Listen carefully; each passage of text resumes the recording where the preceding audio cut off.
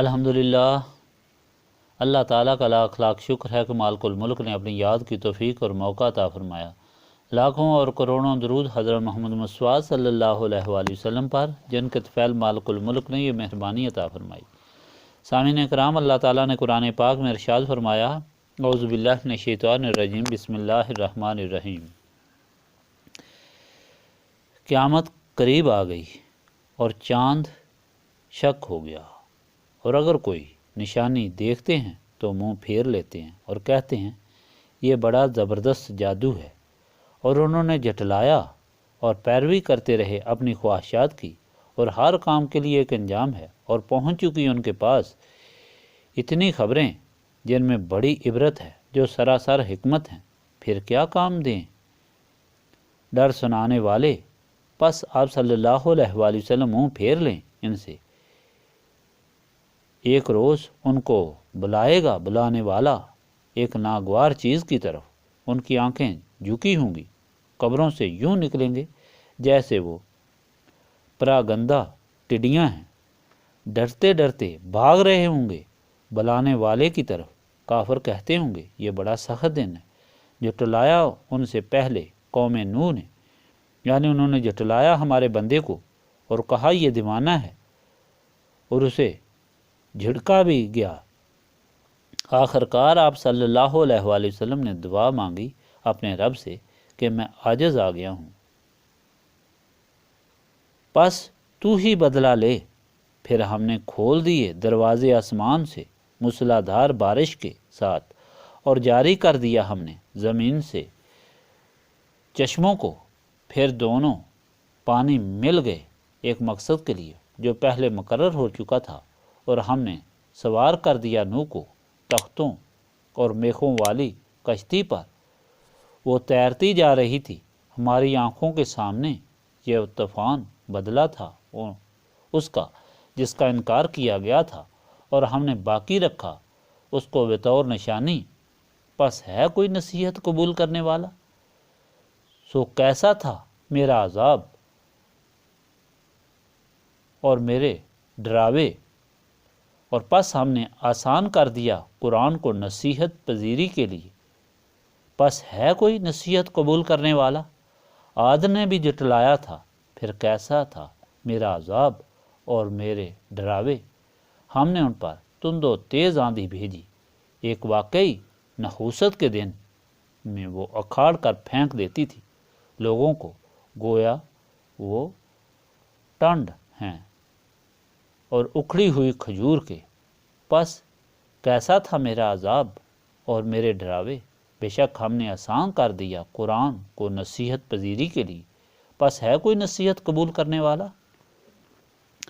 پچھلے فرمان الہی میں فرمایا گیا کہ ایک شخص نے کچھ دینے کا وعدہ کیا اور پھر کچھ وقت دے کر پتھر کی طرح سخت ہو گیا۔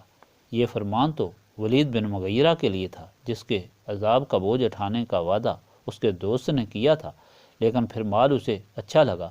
عذاب اٹھانے والی بات یا اس کے یقین میں نہ آئی یا کوئی پرواہ نہ کی، لیکن اسے ثابت یہ کیا گیا کہ جو اللہ تعالیٰ سے ڈرنے والا اور جس کے دل میں اللہ تعالیٰ کی محبت ہوتی ہے، وہ سب کچھ اللہ تعالیٰ کی راہ میں خرچ کرنا اپنی سعادت سمجھتا ہے، اور اسے کسی چیز کی محبت اللہ تعالیٰ کے راستے میں خرچ کرنے سے روک نہیں سکتی۔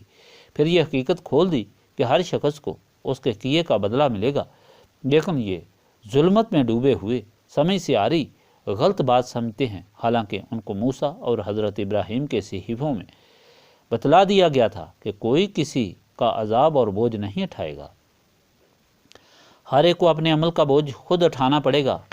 یہاں بعض بدعقیدہ لوگوں نے یہ یقین کر لیا کہ مرنے والے کے لیے کوئی قربانی کام نہیں آ سکتی۔ یہ عقیدہ بالکل اسلام کے خلاف ہے، کیونکہ بے شمار احادیث نبی صلی اللہ علیہ وآلہ وسلم ہے جس سے ثابت ہوتا ہے کہ مرنے والے کو اس کے اقارب اور رشتہ داروں کی طرف سے جانی مالی صدقہ فائدہ دیتا ہے، اور مرنے والا اس کا منتظر رہتا ہے۔ یہ احادیث گزشتہ فرامین میں بیان کر دی گئی ہیں۔ حقیقت یہ ہے کہ جو لوگ کافر مرے ان کو کوئی ثواب نہیں پہنچے گا، اور نیک بندوں کی نیک اولاد کو ان کے مال کی وجہ سے ان کے باپ دادا کے ساتھ ملا دیا جائے گا، اگرچہ ان کے اعمال ان جیسے نہ ہوں۔ اس کے ساتھ یہ بھی بتا دیا گیا کہ اللہ تعالیٰ ہی رب ہے، خالق ہے، مالک ہے، قادر ہے، اس لیے ہر وقت اس کی عبادت کرنی چاہیے، کیونکہ مرنے کے بعد اس کے سامنے پیش ہونا ہے اور اس نے نیک اور بد کاموں کی جزا و سزا دینی ہے۔ آج کے فرمان میں قیامت کی آمد ہولناکی کے متعلق فرمایا گیا اور منہ موڑنے والے مشرکین کی بدبختی بیان کی گئی۔ ایک مرتبہ نبی پاک صلی اللہ علیہ وآلہ وسلم اپنے غلاموں میں تشریف فرما تھے کہ سورج غروب ہونے لگا، تو آپ صلی اللہ علیہ وآلہ وسلم نے فرمایا، جس طرح دن ختم ہو گیا ہے اسی طرح دنیا بھی ختم ہو رہی ہے اور قیامت قریب آ رہی ہے۔ آپ صلی اللہ علیہ وآلہ وسلم نے فرمایا کہ میں اور قیامت اس طرح ہیں۔ آپ صلی اللہ علیہ وآلہ وسلم اپنی دونوں انگلیاں مبارک ملا کر فرمایا، اسی طرح ہیں۔ فرمایا کہ ان بدبختوں نے سب کچھ دیکھنے کے باوجود قیامت کا انکار کیا۔ ایک مرتبہ نبی پاک صلی اللہ علیہ وآلہ وسلم کو سب نے اکٹھا ہو کر کہا کہ آپ صلی اللہ علیہ وآلہ وسلم اللہ تعالیٰ کے رسول ہیں، تو اس چاند کو 2 ٹکڑے کر دیں۔ چاند 14ویں کا تھا۔ آپ صلی اللہ علیہ وآلہ وسلم نے ارشاد فرمایا، چاند 2 ٹکڑے ہو گیا اور پھر آپس میں مل گیا، لیکن جن کے قلوب و دماغ ظلمت میں ڈوبے ہوئے تھے انہوں نے ایمان لانے کی بجائے کہا کہ یہ زبردست جادوگر ہے، آسمان پر بھی اس کا جادو چلتا ہے۔ حکم ہوا کہ آپ صلی اللہ علیہ وآلہ وسلم غمزدہ نہ ہوں، ان لوگوں نے ہمیشہ حق کی طرف منہ موڑا ہے، حق کی طرف سے منہ موڑا ہے۔ شروع سے اللہ تعالیٰ اپنے رسول بھیجتا رہا اور ایسے لوگ بغاوت کرتے رہے اور بتوں کی پرستش کو اپنا دین یقین کرتے رہے۔ سب سے پہلے حضرت نوح کو بھیجا گیا، آپ نے گلی کوچوں میں پھر کر 950 سال تبلیغ کی، لیکن بجائے ماننے کے ان بدبختوں نے ان کو برا بھلا کہا اور آپ کو مارا اور سنسار کرنے کی دھمکی دی۔ آخر آپ نے تنگ آ کر دعا کی کہ یا الہی میں مغلوب ہوں، میرے بس کی بات نہیں، تو ہی اب میرا انتقام لے۔ تو پھر آپ کو حکم ہوا کہ کشتی بنائیں۔ بڑے بڑے تختوں اور کیلوں سے کشتی بنائی گئی۔ موسم صاف تھا، جگہ خشک تھی اور یہ لوگ مذاق کرتے تھے کہ نوح کیا کر رہا ہے۔ جب کشتی تیار ہو گئی، اللہ تعالیٰ نے آسمان کو حکم دیا کہ پانی برسائے، زمین کو حکم دیا کہ اپنے اندر کا پانی اگل دے۔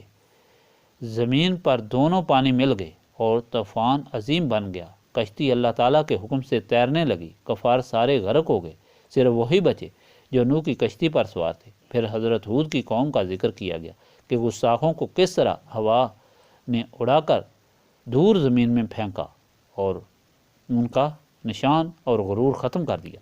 اللہ تعالیٰ فرماتا ہے کہ